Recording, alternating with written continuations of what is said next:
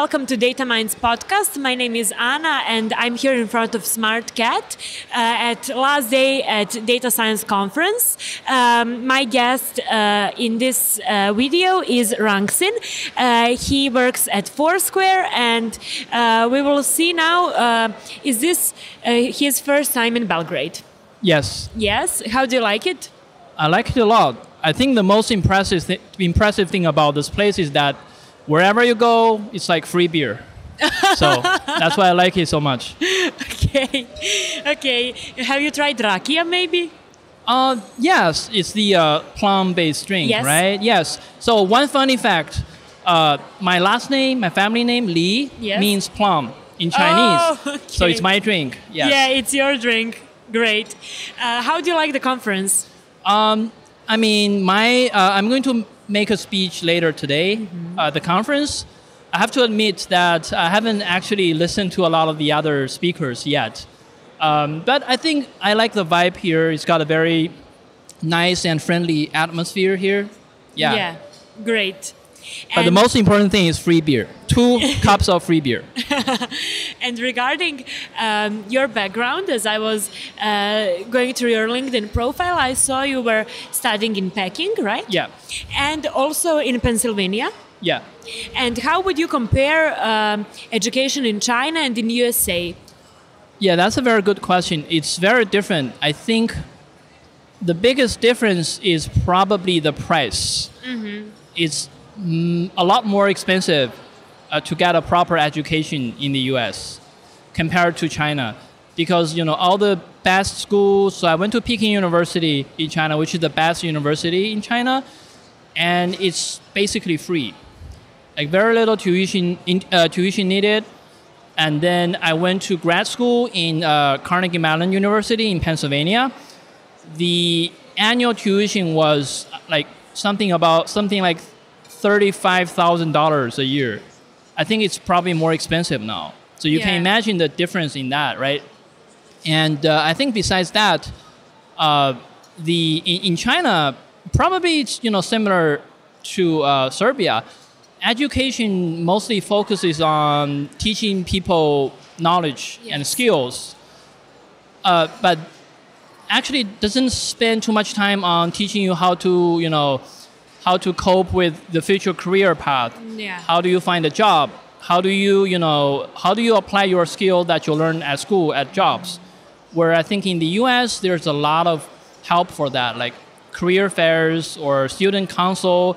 A lot of my American colleagues actually, they told me that they got a lot of help from the student councils in their schools to help them find internships and also, or even, actual jobs.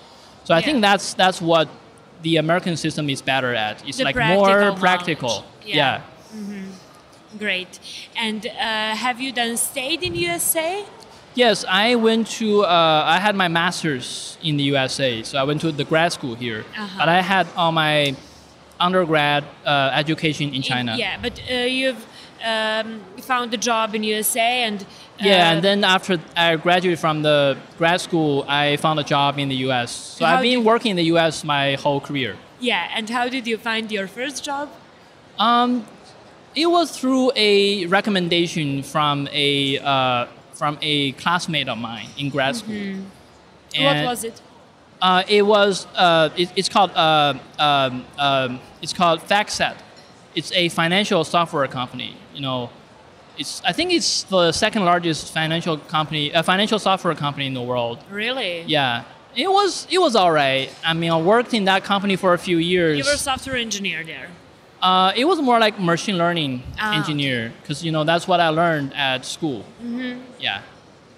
And what did you like that domain, or you're better off in some other domain as an industry? Yeah, I mean, I think that's why I switched job after a few years working in that industry. Is like, sure, working with financial data is fun, but I don't feel like I'm actually making a lot of real contribution to the world, right? Like in finance, the best thing you can do, no offense to my, colleagues and friends working in fintech, but the best thing you can do in fintech is to move money from one pocket to another pocket, right? It's not actually adding new stuff to this world. Yeah. That's why, I decided to switch job to work in a more startup-like company where you can actually do more innovation stuff. And you're long in Foursquare now, for like 6 years, 7 Yeah, years. 6 years, almost 7. Yeah. And what is that drives you there? It's interesting. So I think, first of all, I like the people there. I made some really good friends there. We just opened a Belgrade office last year. Yeah. Oh, amazing. So yeah, I got some friends here as well. But I think second of all, if you look at Foursquare, it's a startup company that has existed for 14 years already, right? When you look at most other startup companies, they either go public very quickly, like they go big, right? Or they just stop existing, because that's the world of startups. Yes. And Foursquare is different from all those companies. It still exists as a startup company after 14 years. Is it like now Series C, D? I want to say D or E or something. Okay. Yeah. Yeah. But the more important thing why Foursquare is still relevant is that it's still got its own unique technology and data, right? Because otherwise, there's no reason for it to exist anymore. Yeah. Yeah. And what is that actually value you're adding to the world? What is your unique value proposition? Sure. So Foursquare started as a consumer app company, right? Like a geolocation social network like company. So it connected people. It helps you to keep a record of your life, like what are the places you went to. But nowadays it's kind of like more like a data and technology company. I think the value of Foursquare, the unique value of Foursquare is that because we don't belong to any of these mega technology groups like Google, Meta, or Apple, Facebook, Amazon. So we can provide this kind of independent third-party data intelligence service for our clients, right? For example, if you run your advertising on Google, would you trust Google to run the evaluation and measurement of your ads? Probably not, right? So that's why they need an independent service, and that's where Foursquare comes in. And you are ML lead there now? Or what is your position there? My official title now is staff engineer. Staff engineer. And how do you handle leading teams? How do you handle different characters, their wishes, their personal development? Yeah, that's a very good question. I think, if it's already hard to engineer, it's even harder to manage engineers, right? Yes. Because, engineers, they tend to be opinionized. They always have their own ideas. That's what makes them great. I think my methodology has always been that I'm trying to actually set them up for success by helping them to work on things where they can develop their own skills the most, where they can learn new technology, and also where they can, build their skill sets that will be good for their career path in the long run. I think when you tell them that, they understand, right? So sometimes there are tasks given to them which are regarded as high priority versus some other types of tasks which are, probably lower priority right now, but will be very useful in the long run, but also more interesting. I would rather them to work on these more interesting, long-term beneficial projects. Yeah, it's really helping somebody develop as a professionalist. Exactly. And do you read something that helps you in managing teams, or how do you become better in it? I have to admit, I haven't really read any books outside of my, my working world for a long time. So I haven't read a lot of, and not to mention these managerial, enhancement books. But what do you read for work?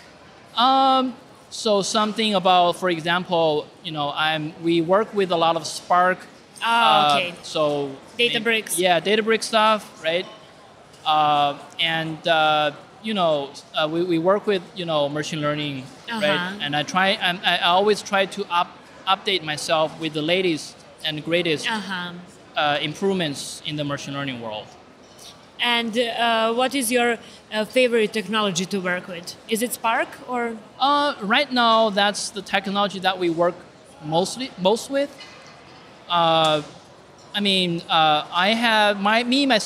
have tried to explore the possibility of using generative AI, ChatGPT and such, to solve our actual, product problems. And what are those? For example, we have this problem of, we work in location technology, so we maintain a places database that, keeps the information of all the different venues in the world, right? And the data source comes from many different types of input. Some of these are from user input from our apps. Some of them come from web scraper results, like we found a Yellow Page website and scrape the information about that venue. Oh, it's something changes and then you change the scraper. Right, exactly. And also, oftentimes we have to consolidate and merge information about the same place, right, from different sources, and sometimes they disagree with each other. So we need to find out a way to consolidate that information. We used to have our own, methodology to do that, but recently I ran an experiment by using ChatGPT to run that. So I gave ChatGPT a list of sources and their, information about this place, and ask it to tell me what is the most truthful representation of that place. And oftentimes, more times than not, it gives me, I think, very good results. Probably better than whatever technology we have right now. It's definitely a hot topic, Gen AI, in global, and we can only see what future brings and what new innovations bring, but definitely it should be used. Yes, it should be used, but also it should be used with human supervision and consciousness. Yeah, that's true. Thank you, Runxin, for your time, for a great talk. You're welcome. See you. See Thank you. Bye.